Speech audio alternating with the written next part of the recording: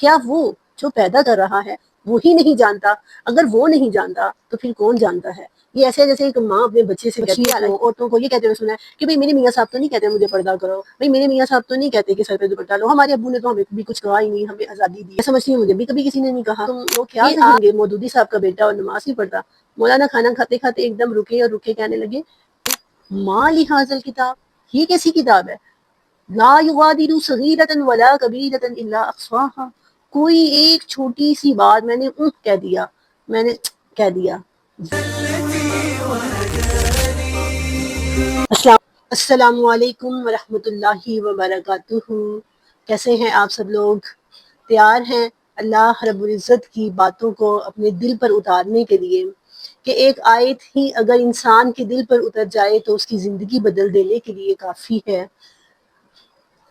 دنیا کی تاریخ کی وہ واحد کتاب جس نے انسانی زندگیوں کو بدلا ہے ہمارے ہاتھوں میں ہے، اور ہمارے پاس یہ سعادت ہے کہ ہم اس کو سمجھیں اور ہم اس کو آئیے دیکھتے ہیں میرے پروگرام مارننگ وتھ قرآن کے سیگمنٹ 1 verse 1 ڈے میں آج سورت آل عمران کی آیت نمبر 5، شارٹ آیت لیکن سمجھے کوزے میں سمندر سمیٹا ہوا ہے۔ آپ سمجھیے کہ ہماری پوری زندگی کے ایک ایک لمحے کا تعلق ہے اس کے ساتھ، ہماری زندگی کا کوئی لمحہ، ہماری زندگی کا کوئی ایک پل بھی اس آیت کے تعلق سے خالی نہیں ہے۔ کیا آیت ہے؟ آئیے دیکھتے ہیں، پہلے اس کی عربی کے الفاظ کو سمجھتے ہیں اور پھر ہم دیکھیں گے کہ اس کوزے میں اللہ رب العزت نے کیا سمندر سمیٹا ہوا ہے۔ نحمدہ ونصلی علی رسولہ الکریم، اما بعد، اعوذ باللہ من الشیطان الرجیم، بسم اللہ الرحمن الرحیم۔ ان اللہ لا یخفی علیہ شیء فی الارض ولا فی السماء۔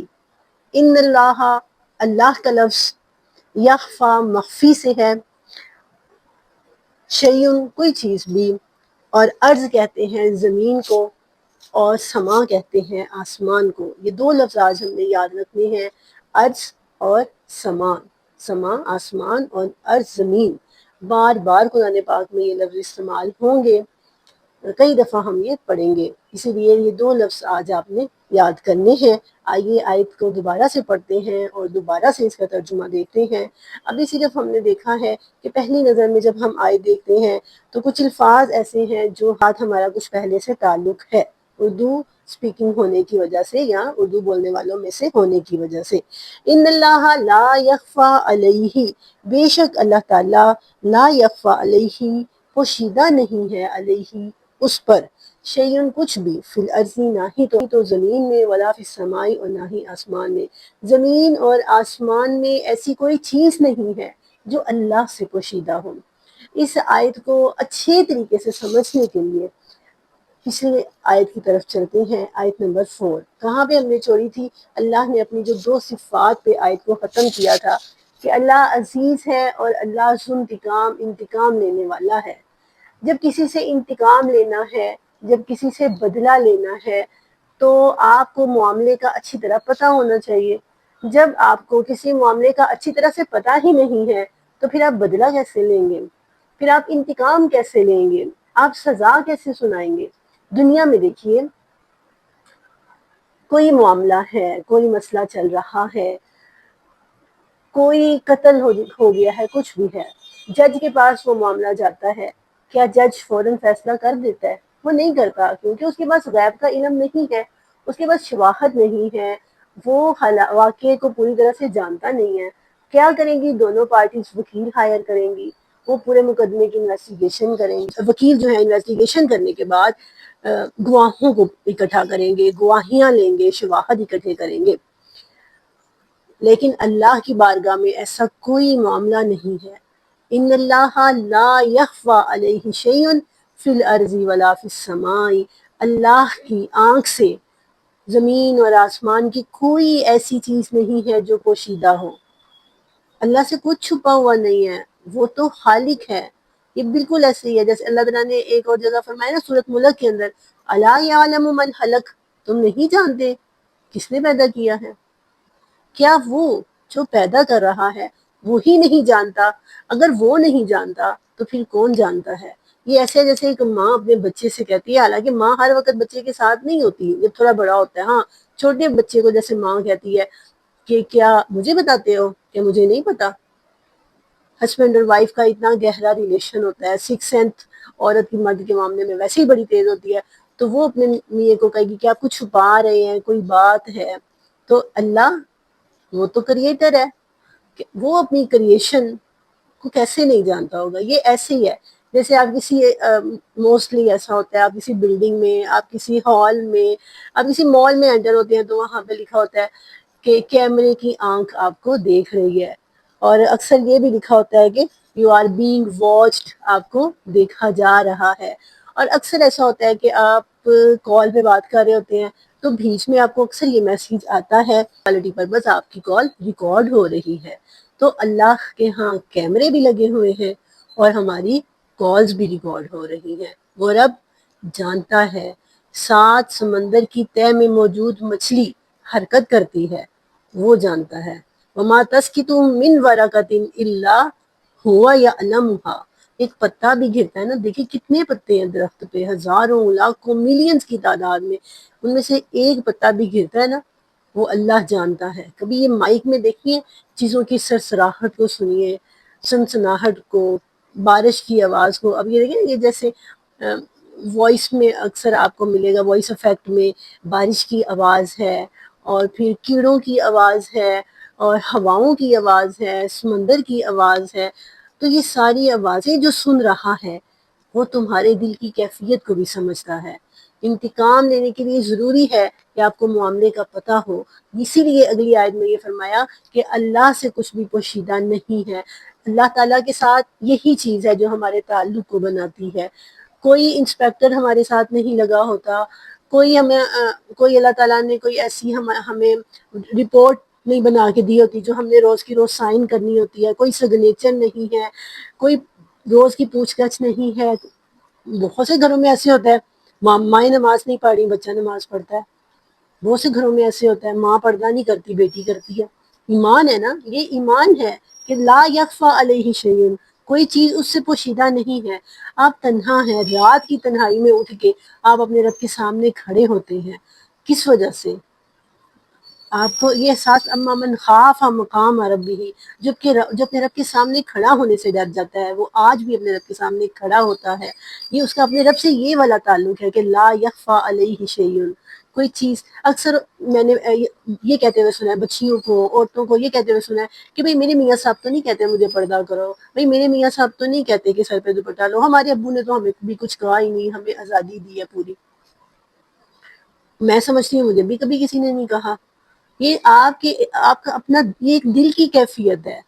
یہ آپ اپنے بچوں کو دین کے قریب کریں، آپ اپنے بچوں کو قرآن کے قریب کریں۔ جب ان کے دل میں یہ چیز پیدا ہو جائے گی کہ اللہ دیکھ رہا ہے، میں نے اللہ کے لیے کرنا ہے، میں نے اللہ کے سامنے کھڑے ہونا ہے، میرا کوئی ایک فعل، میرا کوئی ایک کام اللہ سے پوشیدہ نہیں ہے، اس کے سامنے کامیاب ہونا اصل کامیابی ہے۔ جب یہ فکر انسان کے اندر پیدا ہو جاتی ہے، پھر پیرنٹس کے کہنے کی ضرورت نہیں ہوتی، پھر ہسبینڈ کے کہنے کی ضرورت نہیں ہوتی، پھر تو مخالفتیں چل رہی ہوتی ہیں۔ میں نے ایسی اپنی فرینڈس بھی دیکھی کہ جن کے پیرنٹس ان کو حجاب نہیں کرنے دیتے تھے کہ بھئی اچھے رشتے نہیں ملیں گے، ہم ایسی فیملیز کہاں سے ڈھونڈیں گے جو حجاب کرنے والی ہیں۔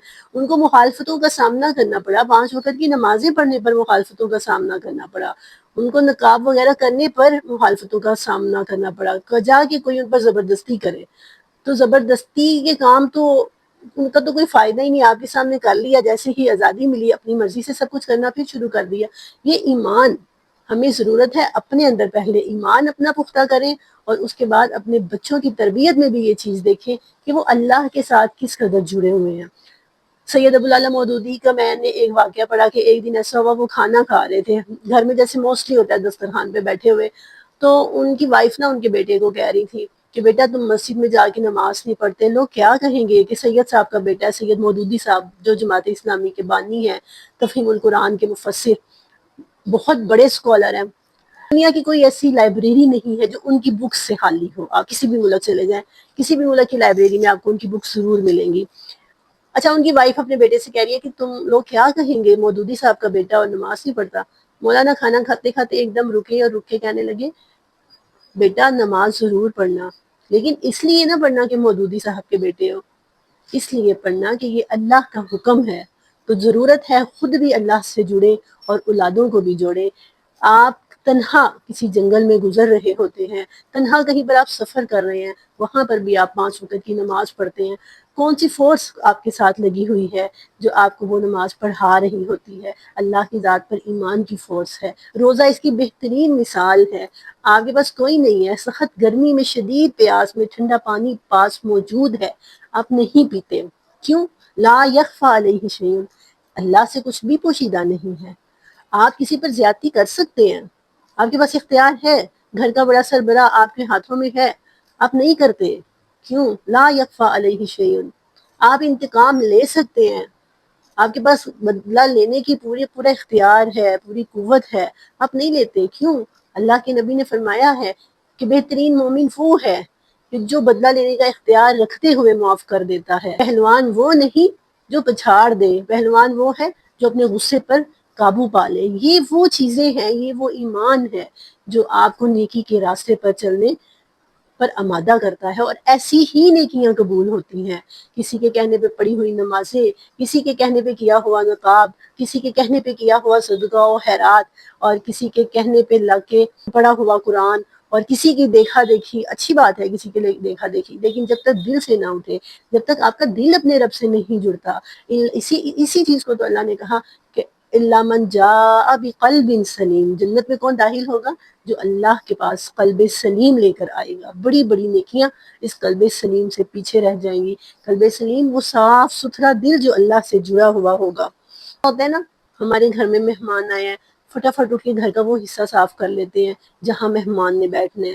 کسی فنکشن میں جانا ہے، اپنے آپ کو بڑا ہم ریڈی کرتے ہیں، اپنے افیشل کروا رہے ہیں، بڑا کچھ کر رہے ہیں کہ جی اتنے لوگوں میں گیدرنگ میں سب نے مجھے دیکھنا ہے، لیکن اللہ یہ چیزیں نہیں دیکھتا۔